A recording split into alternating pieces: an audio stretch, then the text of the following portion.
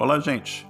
Mais um episódio aqui do podcast. Hoje eu tenho o prazer enorme de ter o Daniel Franco comigo. Tudo bem por aí, Daniel? Fala Marcelo, por aqui tudo certo e contigo? 100%, cara. Muito obrigado. Aí já é tarde no Brasil, já são 9:30 da noite. Obrigado aí por tirar um tempinho para conversar com a gente e compartilhar a tua experiência com a nossa audiência aqui. Daniel, aquela minha pergunta tradicional daqui do podcast. Como é que você se interessou por tecnologia e computação em geral? Como é que surgiu isso na sua vida? Bom, primeiro eu que agradeço o convite de estar aqui e começando para responder, começou quando no Natal de 1992, com 9 anos de idade, quando eu ganhei meu primeiro computador.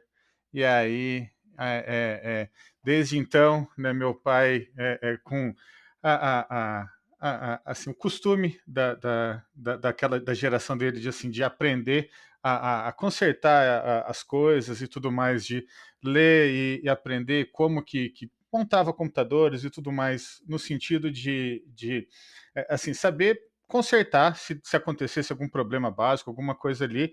Eu sempre me envolvia, estava sempre junto e queria aprender cada vez mais, mais, mais e mais, e fui tomando gosto pela coisa, e isso foi só se desenvolvendo, e dali não parou mais, praticamente. Você, a partir desse momento aí, essa experiência na vida de ter o teu primeiro computador, você teve alguma coisa relacionada à tecnologia no teu ensino básico? Ou foi um ensino básico normal, sem tecnologia dentro dele? Né, não teve nada, cursos ou na escola, nada do tipo, foi bem autodidata, né, então meu pai percebeu que eu gostava, né, viu o que tinha de livros na época, né, então não era muita coisa, mas ainda assim, o que a gente tinha na época ali, livros de manutenção de hardware e tudo mais, acabava comprando, e enquanto, né, ficava a vizinhança brincando na rua, eu, passava a tarde às vezes lendo, não porque ele que pedia ou algo do tipo, mas porque eu queria, né, ficava louco para aprender e saber mais, mais e mais, então, né, foi sempre muito autodidata. O conhecimento que teve ali sempre foi assim, vindo de interesse meu, nada de cursos, etc, mas sempre teve bastante incentivo por parte da minha família também. E como é que foi? Você fez faculdade, Daniel? Como é que foi a tua evolução dentro da área de informática? Você foi para uma faculdade ou não? Isso. Quando terminei o ensino médio, aí o caminho natural foi começar a faculdade. Na época, né, queria começar a faculdade logo, não ficar muito tempo com cursinhos e tudo mais. Entrei para a faculdade e acabei fazendo curso em tecnologia de processamento de dados, né. Não era bem um bacharelado, nada do tipo, era um curso mais focado, um pouco de gestão, um pouco de programação, então a gente tinha ali algoritmos, estrutura de dados, né, e também tinha contabilidade, matemática financeira, né, tinha um pouco de cada um dos dois ali. Foi meu primeiro contato com programação propriamente dito. Antes disso, eu era, assim, apaixonado por hardware, hardware, hardware, né, queria ler tudo sobre hardware, conhecia a diferença de cada processador da época, e depois disso comecei a conhecer melhor desenvolvimento de software. E como é que foi a evolução pela faculdade? Eu sei que você cursou também direito, né? E eu não sei muito bem qual foi a linha do tempo aí, né? Se você terminou a faculdade de informática e foi cursar direito, ou se você saiu da faculdade de informática e foi para o mercado de trabalho.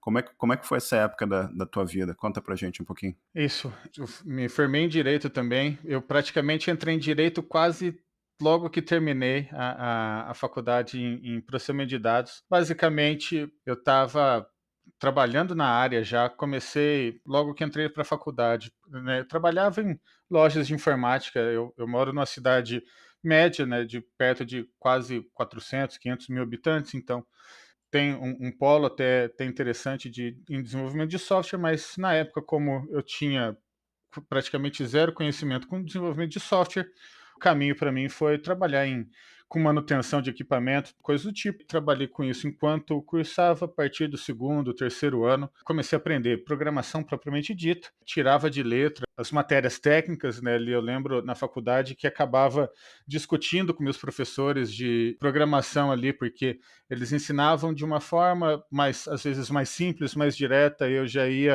queria fazer alguma coisa de forma mais otimizada, e eles, não foi assim que eu ensinei. Eu falei, não, mas assim funciona melhor. Então, assim, já ia por esse caminho e acabava me frustrando, porque aqui em cidade do interior, às vezes, as oportunidades de trabalho que a gente tinha não eram das melhores, mesmo às vezes com um pouco de experiência e já formado, as ofertas que eu tinha eram frustrantes. Eu lembro na época que eu dizia assim, falava, pô, só porque eu faço o programa, eu escrevo software, o pessoal tá achando que é um outro tipo de programa, e isso para mim não dá.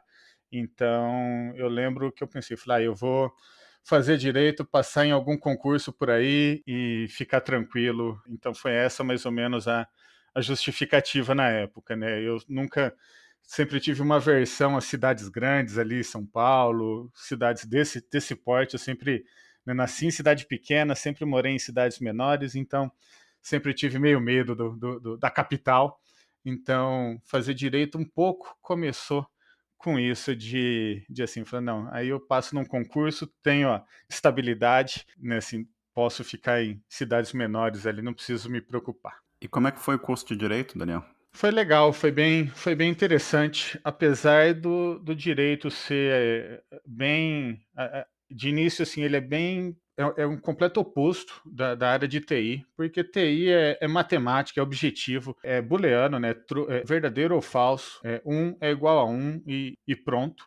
Né? O direito é bastante subjetivo, então você tem lá, né, por exemplo, Código Civil, e agora, né, eu me formei em Direito já tem 12 anos, então talvez eu esteja um pouco desatualizado, mas eu me lembro no Código Civil você tem lá escrito de forma bem categórica, né? É aquele que causa um dano, né, tem por dever repará-lo. Então você tem lá, se você consegue provar o que no direito chama-se o nexo de causalidade, o dano, ou seja, né, se você consegue provar que por uma ação você causou o dano, você consegue provar qual foi o dano ou prejuízo causado, e o nexo de causalidade, que é como que aquela determinada ação ou omissão causou o dano propriamente dito.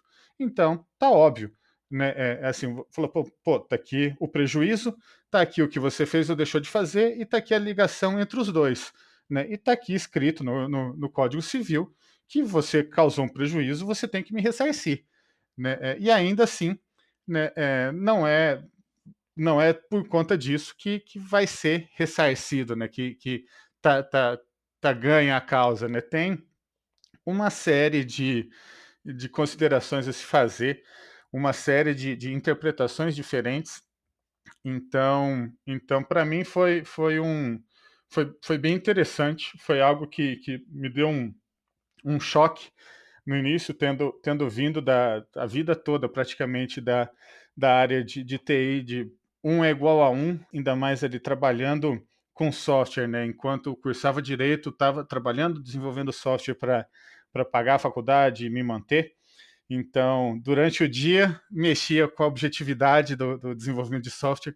Durante a noite, né, eu cursava direito à noite, tinha que para a subjetividade do direito. Era um desafio interessante, mas é um curso que abre muita, principalmente para gente que às vezes, né, não tem muito contato com a parte de humanas, ali não tem muito aquele contato com, seja política, com, não necessariamente política no sentido de hoje em dia, mas assim, política de relações humanas, de sociedade e tudo mais, é política nesse sentido. Eu acho que é muito importante, é muito interessante para que acaba dando uma visão de como as coisas funcionam, né? Do porquê algumas das coisas funcionam, né? Então, tem uma série de princípios, de estudos, uma série de raciocínios que mostram e trazem uma lógica do porquê as coisas funcionam mesmo, né? Eu vejo, por exemplo, aqui no Brasil, do porquê que algumas coisas que parecem tão erradas no nosso dia a dia, no nosso sistema judiciário aqui, que olhando do ponto de vista da lei fazem um completo sentido. Então, é algo que eu entendo ser, assim, mesmo que você não busque praticar e viver disso, é um curso que eu vejo que, assim, mudou muito a minha perspectiva do mundo e sociedade. Como é que você aplica alguns desses ensinamentos no teu dia a dia na área de TI hoje em dia? Um deles é, assim, é acabar aplicando bastante a uma outra perspectiva. Então, eu busco sempre questionar bastante. Quando eu estou discutindo com alguém hoje no meu trabalho, né? Hoje trabalho com TI.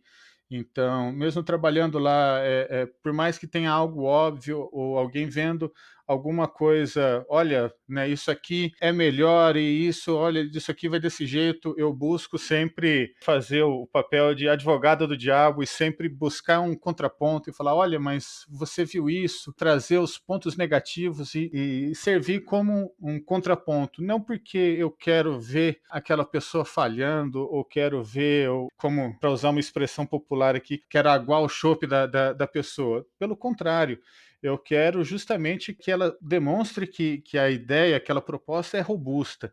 Então, na empolgação ali, esteja vendo o aspecto positivo, ou como a gente diz na área, está vendo o caminho feliz, e não viu, às vezes, um aspecto, poxa, não pensei por esse lado. Então, isso, né, essa dinâmica no direito do debate é algo que eu aprecio bastante e que me ajuda bastante hoje em dia, né, de não só ver as coisas sempre de um único lado e aceitar uma única perspectiva, né, sempre ver que existem múltiplas verdades, né, por assim dizer, mas na verdade são múltiplas perspectivas, múltiplas formas de se encarar uma situação e buscar uma solução para um determinado problema. Perfeito, e sempre ajuda, exatamente como você falou, né? Você vê um problema por várias óticas diferentes, você acaba desenvolvendo uma solução melhor para aquele problema, né? Você terminou direito e, pelo que eu entendo, você não chegou a exercer o direito, correto? Isso, correto. Você mencionou que durante a faculdade você estava trabalhando com software para ajudar a pagar a faculdade, te sustentar, obviamente. Como é que foi? Você terminou a faculdade? Como é que foi a tua evolução na área de TI? Trabalhando com software, como é que foi que você eventualmente chegou na área de infraestrutura? Então, enquanto eu trabalhava com direito, eu tinha meio que desistido, eu tinha aberto mão da minha carreira com TI, então peguei um trabalho com, assim, o que fosse um lugar legal para trabalhar, com um salário bom que pagasse as contas. Então, trabalhei numa empresa bacana, que não era da área de TI. Eu trabalhava como, no meu registro, eu estava registrado como desenvolvedor de software, mas eu configurava impressora, eu tinha que me enfiar embaixo de mesa para colocar ou tirar um computador do lugar. Né? Então, quando você trabalha no departamento de TI de uma empresa que não é da área de desenvolvimento de software, você é o menino da informática, como diziam na época, né? Então você vai fazer de tudo lá. Eu lembro que me ligaram falando que o interfone não estava funcionando, que o portão não estava funcionando, então assim, aparecia de tudo. Então, fiquei durante o curso todo nessa empresa. Inicialmente, nós trabalhávamos com o Borland Delphi. É um software bacana, mas nessa época, né, foi entre 2006 e 2010, que foi quando eu cursava direito, já estava em decadência, né, ele já estava sendo substituído pelo Java, né, ainda mesmo aqui no interior. Falei, então tudo bem, é algo que eu conheço, eu vi o Delphi na faculdade, então era algo que eu conhecia. Falei, ok, é algo que eu consigo trabalhar aqui enquanto eu estou cursando a faculdade, é o suficiente. Fiquei durante esses 5 anos trabalhando em Delphi, né, mas chegou lá pelo quarto ano do curso de Direito, eu vi e falei, olha, eu não me vejo trabalhando com isso todos os dias pelo resto da minha vida. O curso é interessantíssimo, mas assim, eu pertenço à objetividade, né? Essa subjetividade não é para mim. É legal discutir, debater, mas não dá. Para mim, um é igual a um. Não dá para ser um é igual a um, talvez. Não, é sim, não é talvez. Então, eu vi e falei, não, eu vou concluir o curso, não tem cabimento eu fazer 80% do curso e desistir e parar, mas eu não pretendo atuar na área. né? Até brinco com os meus colegas, que tenho amigos até hoje, quem conheci na faculdade de Direito, que, assim, por zelar pela minha reputação, ao invés de ser conhecido como advogado, prefiro me apresentar perante a sociedade como garoto de programa, né? Essa piada não dá para deixar passar, né? Essa é tradicional para nossa área. Então, decidi que falei: "Não vou atuar na área", e assim que terminei direito, terminei a faculdade, já em seguida já engatilhei uma pós-graduação, aí dessa vez em orientação a objetos usando Java. Então foi, né, se você olhar meu histórico acadêmico, foi bem interessante. Eu fiz TI, terminei TI, fiz direito, terminei direito, fiz uma pós-graduação em TI de novo. E aí, durante essa pós-graduação, aí recebi uma oportunidade de trabalho numa startup, onde aí sim tive contato com novas tecnologias e acabei mudando de área. Eu tô pensando aqui no que você estava falando, de repente eu vou colocar o título desse podcast aqui, o Menino de TI ou então o Garoto de Programa. Mas olhando aqui o teu histórico, cara, e você foi para startup, como é que foi trabalhar numa startup? Conta pra gente um pouco sobre como é que é a experiência de trabalhar numa startup no Brasil. Foi interessante. A startup era composta por diversos professores universitários que foram vencedores de uma licitação pública para o desenvolvimento de um software para gestão pública, com exceção dos professores em si, que trabalhavam mais na área de gestão, além de tinham como atuação principal, estavam dando aula, então faziam o headhunting nas suas aulas, buscando talentos para atuar nessa startup. Por conta disso, eu era um dos únicos que já tinha experiência na área, os demais eram ou ainda estudando na graduação ou recém-formados, então era uma equipe bem jovem, mas todo mundo bastante disposto, né? Numa startup, eu acho que é importante você ter aquele espírito de equipe mesmo, de, poxa, não é porque eu sou um desenvolvedor front-end que eu vou fazer só front-end, não, eu sou front-end e é isso que eu sei fazer mais, não significa que eu só vá fazer isso, né? Se você tem essa barreira de que não, eu quero trabalhar com front-end e só quero fazer isso, então talvez uma startup não seja o melhor caminho, né? Ali a equipe é pequena, existe uma série de coisas a serem feitas, numa série de, né, assim, você está começando normalmente do zero, então tudo precisa ser feito, e aí não é o ambiente ideal para você assim, escolher, falar, não, eu só quero fazer isso.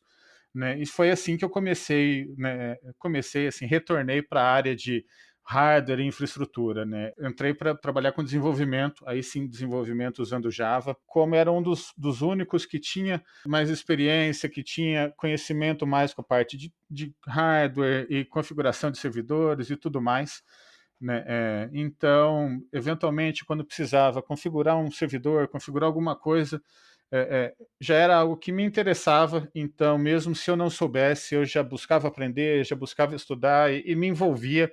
Então, perguntava, palpitava, e aí, com isso, com o tempo, isso foi sobrando cada vez mais e mais para mim.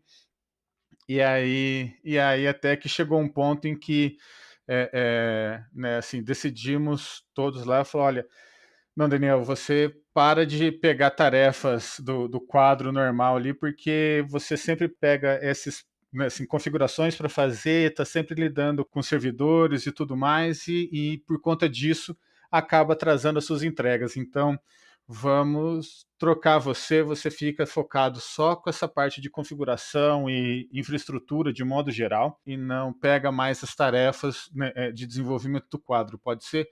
Eu topei, e foi assim que acabei recomeçando a volta para as minhas origens, por assim dizer. Não migrei completamente para hardware de volta, mas acabei combinando os dois, né? Então, aí que comecei a trabalhar com automação de tarefas, com administração de servidores, com script para automação de gestão de modo geral, e configuração de ambientes, né? E tudo mais do tipo que muita gente confunde com DevOps hoje em dia. Como é que era a infraestrutura nessa época, Daniel? Explica um pouquinho pra gente como é que era. Eu assumo que isso é uma era ainda pré-cloud, né? Com bastante coisa física ainda, correto? Isso, assim, eu comecei nessa empresa em 2011, fiquei lá por 7 anos, então, já tem bastante tempo, mas não é tão antigo assim, mas lá Era assim, pré-cloud, era na época eh, um pouco na época da virtualização, então era na época das VMs, mas, eu, quando eu estava no meu final do no final da minha estadia lá, que começou-se a falar mais em containers, principalmente em se tratando de Java, né. Java é uma tecnologia inerente que é difícil, era na época difícil de se containerizar, né, pela característica dela. Então, ali a gente tinha, né, servidores Linux, a aplicação era um ERP de gestão de gestão pública, então tratava-se de servidores de aplicação grandes com bancos de dados SQL. Na ocasião trabalhávamos com banco de dados Oracle, e era assim, criar ambientes, na ocasião, tudo na mão. Então cada desenvolvedor tinha uma máquina Linux e tinha um script imenso para você instalar um banco de dados Oracle na máquina dele, tinha toda a configuração de JVM, do ambiente de desenvolvimento em si. E aí, se dava qualquer problema na máquina dele e precisava formatar, começava um transtorno. Ele ia perder praticamente 1 ou 2 dias para só configurar esse banco de dados e restaurar o ambiente todo dele novamente para um estado mínimo de funcionamento. Um dos grandes interesses e objetivos meus naquela época era como melhorar para resolver essa configuração, né. Eu via, por exemplo, o Oracle, falei: "Poxa, para os desenvolvedores a gente precisa ter um banco mínimo só para conectar a aplicação para ela subir, não preciso ter algo, né, realmente com configuração similar ao que a gente vai ter em produção". Para isso nós tínhamos servidores de homologação internos no escritório, que aí, se precisasse rodar uma nova implementação já no estado mais avançado, né, então a gente poderia, né, fazer o deploy dela já em um desses ambientes de homologação e testar lá, não precisaria ser local na máquina do desenvolvedor. Então, eu lembro que na ocasião, uma ferramenta que eu usei bastante foi o Vagrant da HashiCorp. Foi, né, HashiCorp hoje é conhecida pelo Terraform, pelo Vault, por diversas outras ferramentas, mas, se eu não me engano, foi o Vagrant que colocou ela no mapa. O Vagrant era uma ferramenta, se eu não me engano, em Ruby, onde você declarava o estado de uma VM, você dizia exatamente, tinha uma imagem base e você dizia ali, fazia, montava um script de como você queria configurar essa VM, o que você queria fazer dentro dela. E ali eu lembro que montei uma VM básica com a configuração simples do Oracle, né, coloquei todas essas outras mini aplicações dentro que precisava, e aí o desenvolvedor ele não precisava mais configurar um Oracle na máquina dele, né? Ele só pegava o Vagrant, instalava o VirtualBox, fazia o checkout dos arquivos, rodava o Vagrant up, e aí o Vagrant se cuidava de subir a VM, e a VM já estava toda configurada, bonitinho, né, pronta para ele usar com a configuração padrão, né? Então, de repente, que levava 2 dias, agora levaria 30 minutos, que era o tempo de fazer o download da VM, do software em si e configurar tudo. Daniel, você tá falando numa época aqui que a coisa estava bastante focada em automatizar o que estava acontecendo, né? Mas você mencionou aqui containers, né? Você mencionou VMs, você mencionou que você ficou 7 anos nessa empresa. Foi nessa empresa que você começou a ver o surgimento de cloud computing e você começou a ver a evolução desses containers para nuvem também, ou foi mais tarde na tua carreira? Não, lá, infelizmente, eu não tinha contato com cloud ainda. Eu lia bastante, via que a cloud estava se formando, né? Via da AWS e outras, mas como se tratava, né? O produto se tratava de gestão pública, que mesmo hoje eu acho que a adoção aqui no Brasil para cloud em gestão pública é bem pequena.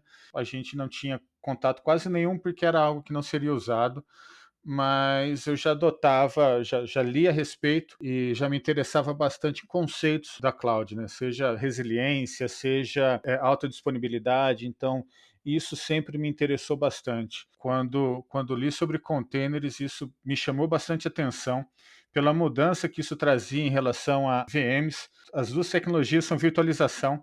O que muda é só o nível em que você está virtualizando, né? VMs, você virtualiza uma máquina inteira. Então você virtualiza desde o hardware até o SO. O container você virtualiza só o user space daquele SO, então o hardware e o kernel, até o kernel space é todo compartilhado. Então ele acaba sendo um pouco uma VM light, por assim dizer. Com isso, você acaba mudando a forma de trabalhar, né? Uma VM, como ela tem todo o overhead de você criar um disco virtual, de você alocar CPU e memória estático para ela, de você simular um processador, controladores de memória, controlador de disco, todo um hardware que monta um computador para aquela VM, você buscava ter o mínimo de VMs possível para diminuir esse overhead. Você buscava montar uma VM que alocasse o mínimo de hardware possível, mas que rodasse o máximo de coisas lá dentro que você conseguisse. Com containers você quer o contrário. Com containers você se livra desse overhead e você quer que containers rodem um serviço só. Containers, eles são inerentemente descartáveis, né? Containers, eles devem ser stateless, eles devem ser efêmeros, né? A não ser que você use volumes, por exemplo, para armazenar estado, armazenar alterações dentro de um container, e aí as alterações estão no volume, não no container propriamente dito.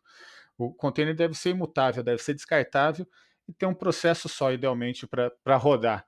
Então, isso tudo muda completamente a forma de você pensar e a forma de você desenvolver aquela ferramenta. E isso parece pouco, mas isso facilita muito, porque de repente você não precisa mais daqueles 30 minutos, uma hora, para baixar tudo. Você já prepara o seu container, já deixa isso tudo pronto e aí ele sobe muito mais rápido. E se der qualquer problema, você mata ele, você destrói esse container e sobe outro em 5 minutos ali e pronto, o ambiente está pronto de novo. E isso é importante quando você tem uma frota de servidores, um deles dá problema, você coloca outro servidor lá e substitui isso de forma rápida. Eu lembro de uma analogia que foi feita na época, em que quando você trata de VMs, né, VMs ainda você fala de uma época onde o teu parque de servidores você via como animais de estimação, onde cada servidor tinha um nome, você dava um nome para os seus servidores, né? Igual um animal de estimação, né? Cada bichinho que você tem na sua casa, ele tem o seu nome, você tem carinho por ele. Né? E eu lembro que na época, cada lugar por onde eu passava, cada equipe pensava em qual seria a estratégia para dar nomes aos servidores. Né? Seria nome de banda, ia ser nomes de super-heróis da Marvel, enfim, cada lugar tinha uma coisa diferente, então era uma parte bacana da coisa, e quando chegaram os containers e a nuvem, os servidores deixaram de ser animais de estimação e passaram a ser rebanho. Né? Então, quando você tem um rebanho lá, você tem cabeças de gado, você não tem mais um nome para cada um, você tem um número de série para cada um deles lá e eles passam a ser uma commodity, né? Você, né, não se importa com cada um deles individualmente, né? Você se importa em quantos eles têm, que eles estejam cumprindo uma função. Containers, quando eles são feitos da forma correta, e eu digo correta no sentido de feitos da forma pelas quais containers foram pensados, stateless, descartáveis, eles te permitem trabalhar dessa forma. O servidor deu problema, sobe outro ali com uma configuração básica mínima, sobe esse mesmo container nesse servidor novo e você tá rodando no ar de forma, já está up and running, bem rápido, não tem um dia, dois de downtime até você preparar um servidor novo, até preparar uma VM nova, restaurar o snapshot daquela VM, com toda a configuração anterior que você tinha. O outro termo que você mencionou um pouco mais cedo aqui é DevOps.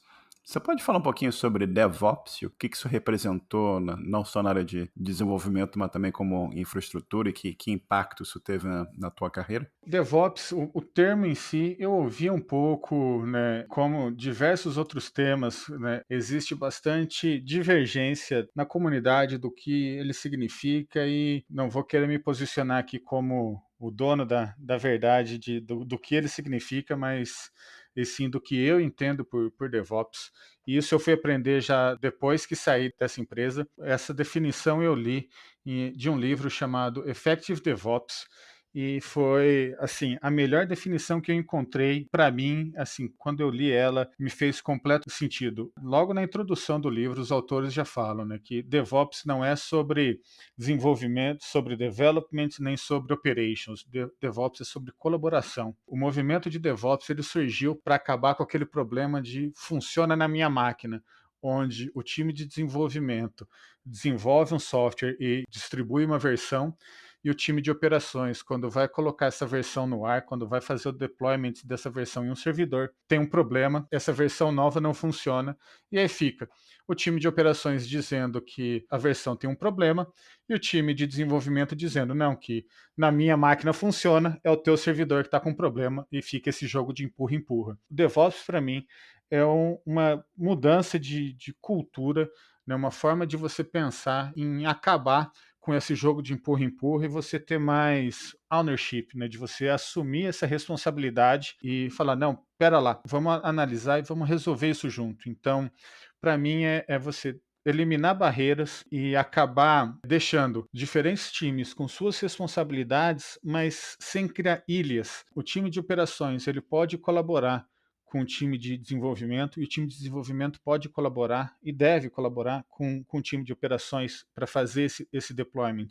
Então, quando você automatiza tarefas, isso também é um aspecto importante, né, porque você vai gastar tempo importante, valioso, dos seus recursos mais valiosos, que são seus recursos humanos, né, que são os realmente insubstituíveis, fazendo tarefas repetitivas. Não, pega um bot e automatiza esse negócio, né? Então, esse é um conceito bem forte. Tem muita gente que acha que DevOps é só isso, é só automação de processos, automação de tarefas, mas não, na verdade, automatizar tarefas justamente para que você consiga entregar valor em outras áreas. Mas, para mim, a colaboração e o enablement, né, por falta de, e me desculpa pelo anglicismo, mas é por falta de um termo mais adequado que acaba usando. E assim, você compartilhar o conhecimento, você dar permissão, né, você compartilhar essa responsabilidade entre outros times, você acaba dando mais um senso de responsabilidade, um senso de pertencimento, né, e despertando às vezes até o orgulho da pessoa. Então, você desperta nesse profissional não só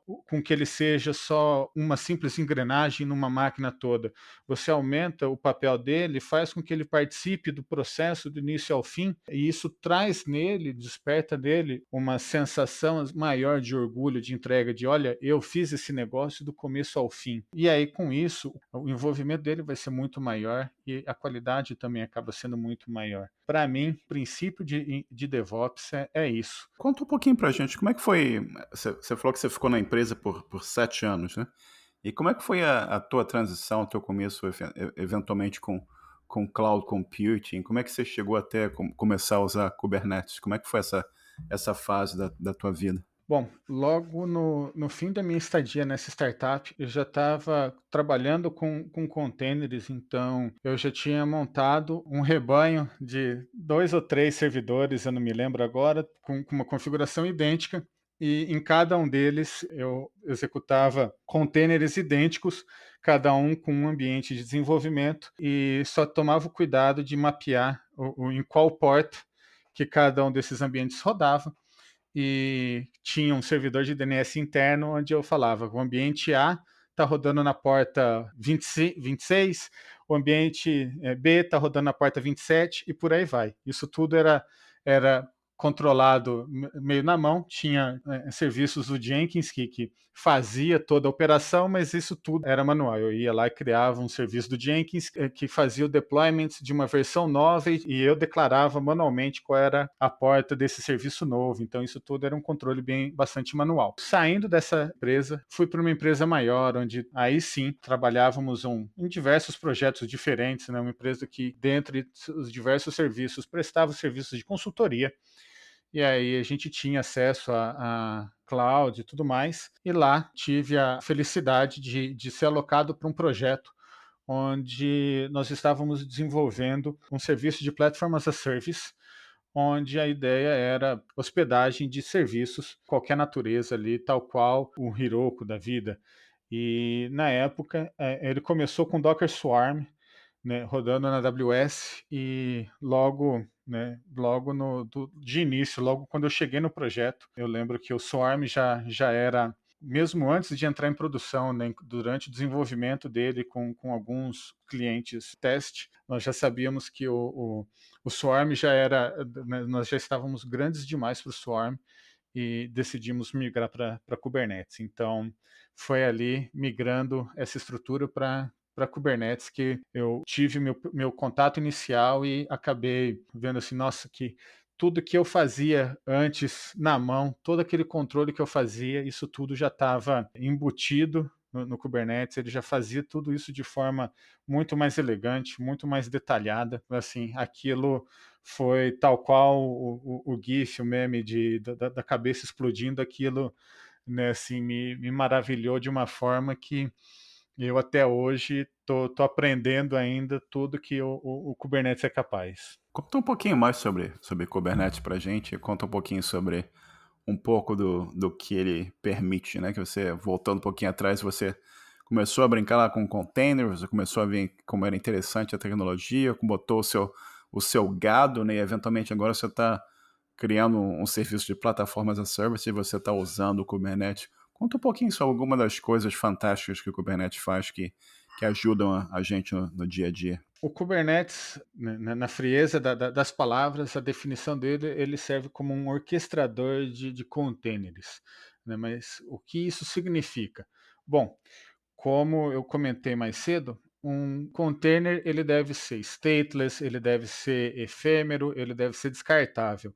Ou seja, se um container dá um problema, né, você quer que, assim, descartar ele e subir ele de novo. Beleza. E como você sabe que um container deu problema, né? Você vai esperar o teu cliente ligar e reclamar, né? Você vai esperar o teu site cair para entender que deu problema? Às vezes não.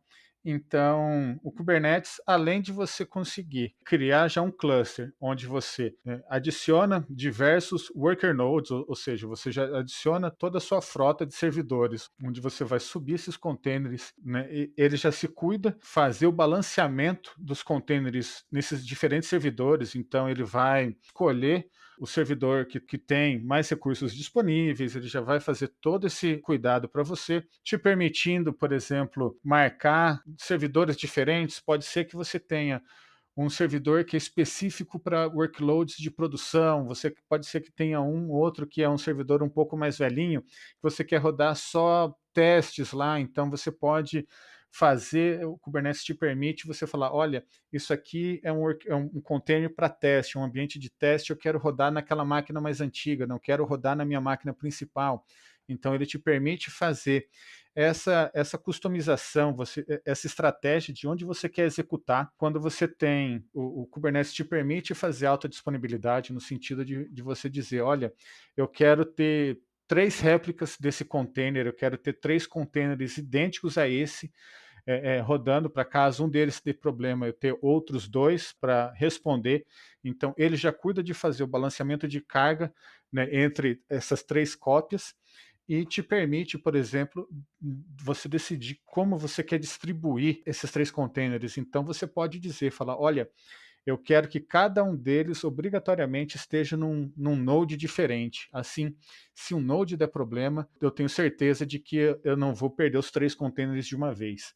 Então, ele te permite fazer tudo isso, né, assim, de forma natural. E aí, voltando à minha questão inicial lá, como eu sei que ele tem problema? O Kubernetes ele tem o conceito de probes, de sondas, onde você pode definir se o container está vivo ou não, e aí, se ele deixa de estar vivo porque ele travou, porque ele tem um problema, então o próprio Kubernetes já vai matar esse container e vai subir outro. E ele tem uma sonda, uma probe de prontidão, ou seja, né, para você determinar quando que esse container já terminou de subir e quando que ele está pronto para receber tráfego. Então, o Kubernetes ele te permite que você defina qual a forma, seja um comando a ser executado, seja uma request HTTP que você vai fazer para esse container, enfim, ele te dá uma série de opções para que você determine como esse container está vivo ou não. E aí você pode dizer, olha, se essa request não for respondida ou se ela levar mais do que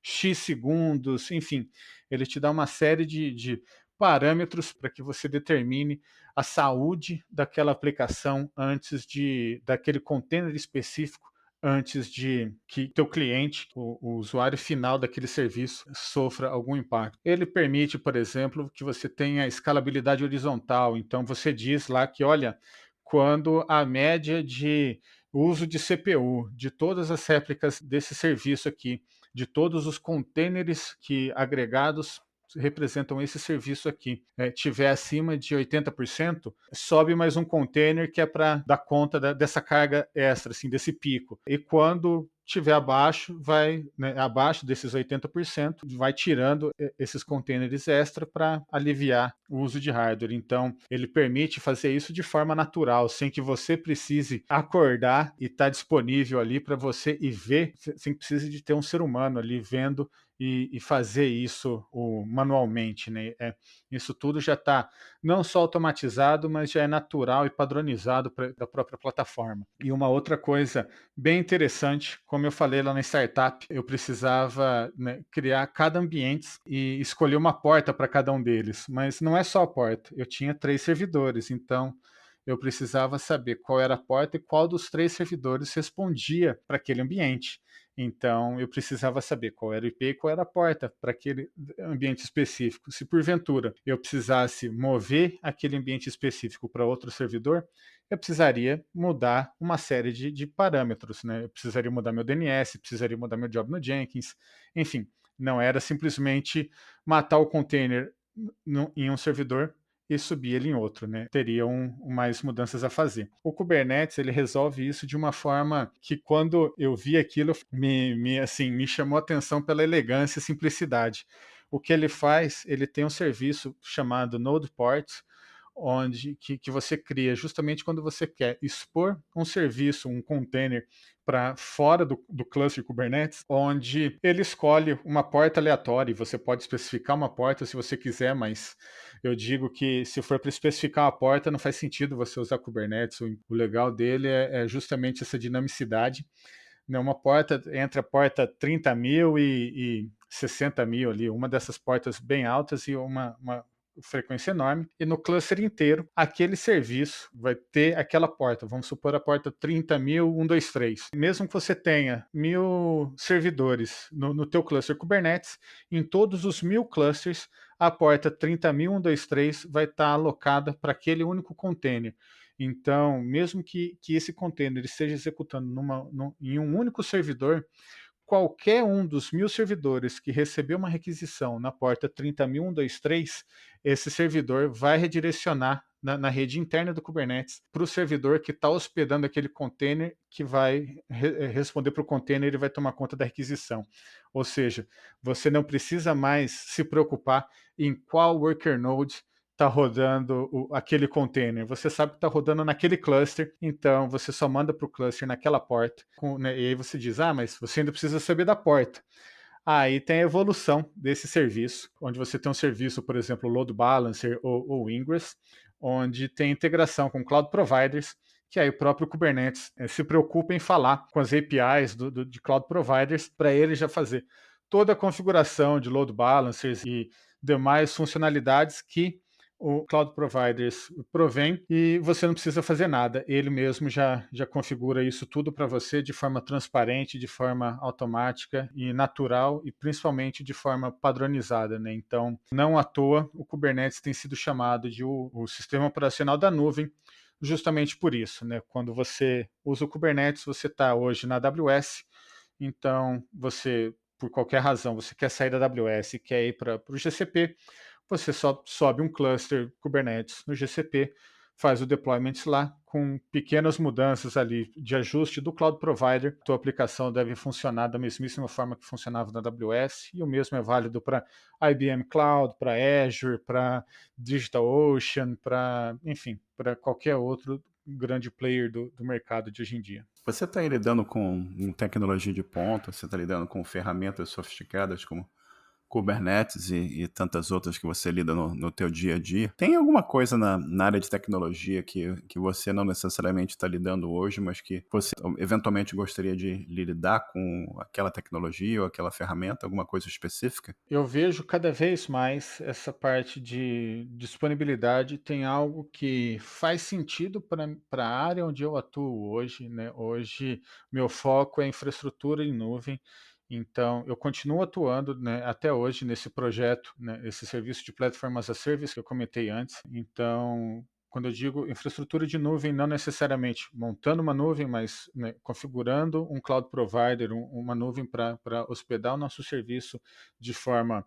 eficiente, economicamente e tecnicamente. Uma coisa que também, a primeira vez que eu li sobre e que me fascinou, e é algo que eu venho tentando aplicar desde então, e ainda não consegui, mas isso está no meu radar e ainda quero aplicar, é um conceito chamado Chaos Engineering. Esse é um conceito que, até onde eu sei, e posso estar enganado nisso, quem inventou foi a equipe da Netflix, que basicamente o que eles fazem que foi conhecido por Chaos Engineering, pelo menos o que eu conheço por Chaos Engineering, quando eu estou dizendo aqui o time da Netflix, eles durante o expediente, eles rodam uns scripts que causam problemas no ambiente de produção deles de forma aleatória, seja colocando latência de rede, seja derrubando a rede, seja desligando os servidores, enfim, criando qualquer tipo de problemas no ambiente de produção durante o expediente, porque quando esses problemas acontecem,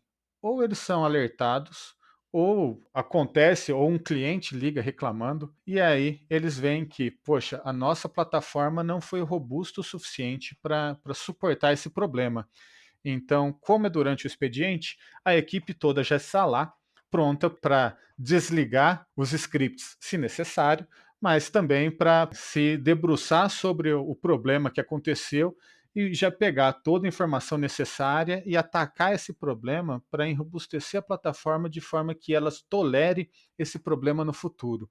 Então, eu vejo que fazendo isso, a equipe deles pode tranquilamente sair de férias e dormir à noite, sabendo que, né, deixando o celular deles no silencioso, sabendo que, falando, não, não tem nada que vá derrubar a minha plataforma, porque eu já tento derrubar ela o dia inteiro, todo santo dia, e ela não cai. Então, quando eu li sobre isso, eu falei: "Não, isso sim é você confiar e testar mesmo aquilo que você desenvolve". Então você está quebrando a tua plataforma, o teu produto de propósito, justamente para você encontrar as falhas e resolver eles, né. Isso me fascinou e é algo que eu venho tentando aplicar desde que li sobre, mas ainda não consegui. É outra coisa que é bacana demais isso, né, cara? Daniel, a gente está conversando aqui há quase uma hora, cara.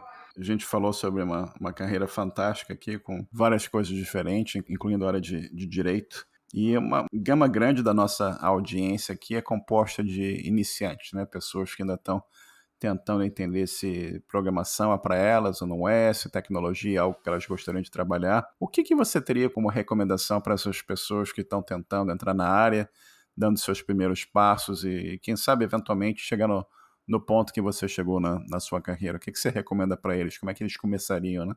Aí é a evolução deles. O primeiro ponto para descobrir se isso é para mim ou não é assim, é descobrir se aquilo desperta o seu interesse. Então, assim, eu lembro que desde criança eu queria saber como aquilo funciona, por que aquilo foi feito daquele jeito. Então, eu entendo que isso era o que me motivava e isso que é o que me motiva até hoje, de querer saber como aquilo foi feito, por que foi feito daquele jeito, se dá para melhorar.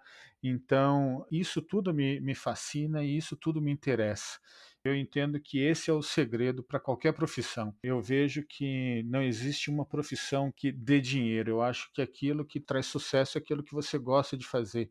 Porque o que você faz com gosto, você faz bem, né? Então, se você gosta do que você vai fazer, então aquilo te interessa sempre você buscar como fazer melhor, de você estar sempre atualizado. Aquilo é um hobby para você, não é um fardo, não é um peso. Então você vai sempre estar atualizado, você vai sempre buscar o mais atualizado, porque aquilo é o que você gosta. Além de você sempre buscar qualidade, também porque entregar com qualidade é uma forma de você praticar o seu hobby muitas vezes. É claro, não é porque é um hobby que você vai sempre trabalhar com gosto, né? Mas, enfim, você gostando daquilo que você faz é um grande indicativo. E é claro, não é tudo que, assim, você não vai gostar de tudo.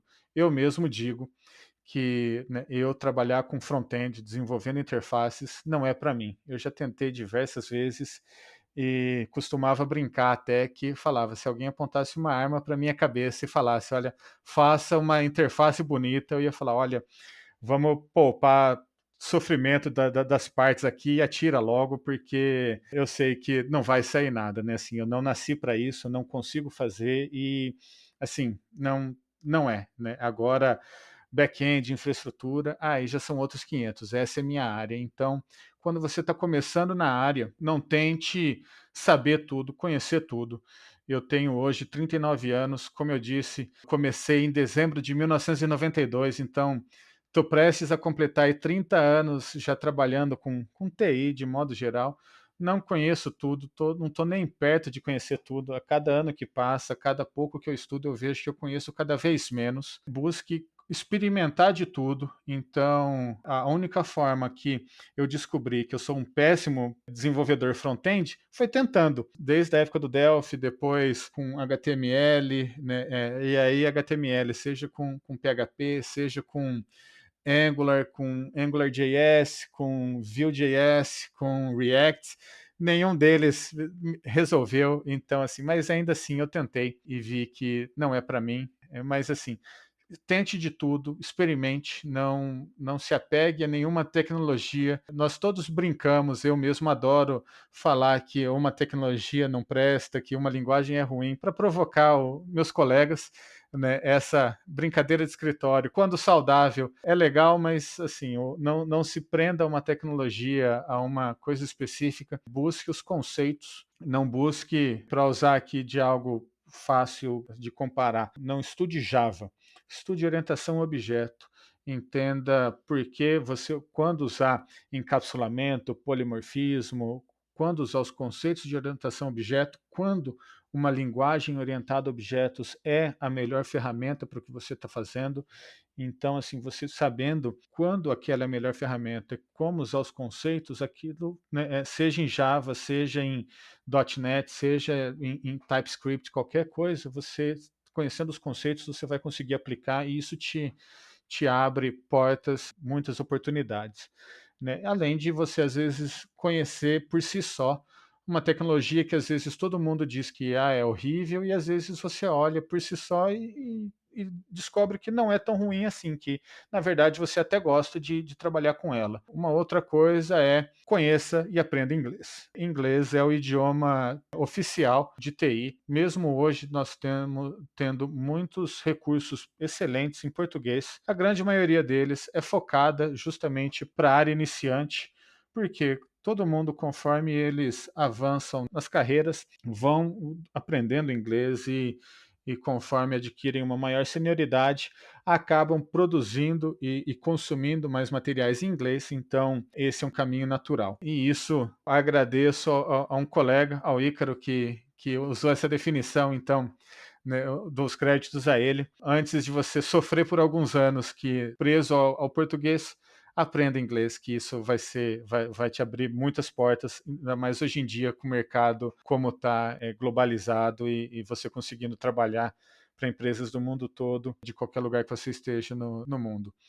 Então, eu acho que assim, os principais conselhos são esses, assim, descubra a sua paixão, experimente um pouco de tudo e conheça os fundamentos, conheça os conceitos e não as tecnologias e estude inglês. Eu acho que resumindo bastante seria isso. Excelentes recomendações, cara, muito boas. Daniel, você tem dicas de livro, música ou filme que você gostaria, não necessariamente relacionados à tecnologia, mas pode ser jogos, música ou qualquer outro interesse que você tenha, que você queira dar aqui dicas para a nossa audiência? Bom, em livros, como o que eu citei anteriormente, Effective DevOps, esse é um que eu recomendo mesmo para quem não pretenda seguir na área de DevOps.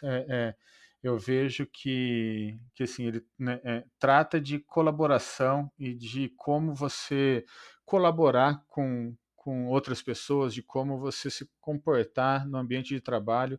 O livro fala quase nada sobre automação de tarefas e Jenkins e ferramentas utilizadas por DevOps. Ele é muito comportamental, então é uma excelente leitura para qualquer desenvolvedor, eu diria até para qualquer profissional. Eu achei ela excelente, então ele é ótimo. para quem vai trabalhar na área, e aí mais voltado para a infraestrutura. Uma coisa que eu li, né, quando era criança ainda, que até hoje me foi de grande valia, foi um livro chamado TCP/IP, a Bíblia. Ele tem quase o tamanho da Bíblia original, por assim dizer, e descreve conjunto de protocolos de rede, né, que é o TCP/IP. E mesmo você não decorando tudo, mesmo você não sabendo ele de cabo a rabo, como eu não sei hoje, mas você entendendo os conceitos e o funcionamento básico dele, eles são excelentes. Agora, jogos, bom, eu estou um pouco defasado de jogos, mas sempre adorei jogos de estratégia, os jogos 4x, tipo Master of Orion e Civilization e afins. Eu sempre fui mais desse tipo de jogo por turn-based. XCOM também, então tem a versão mais nova agora, mas eu lembro com muito apreço da versão para DOS ainda que saiu, se eu não me engano, em 1993 ou 94.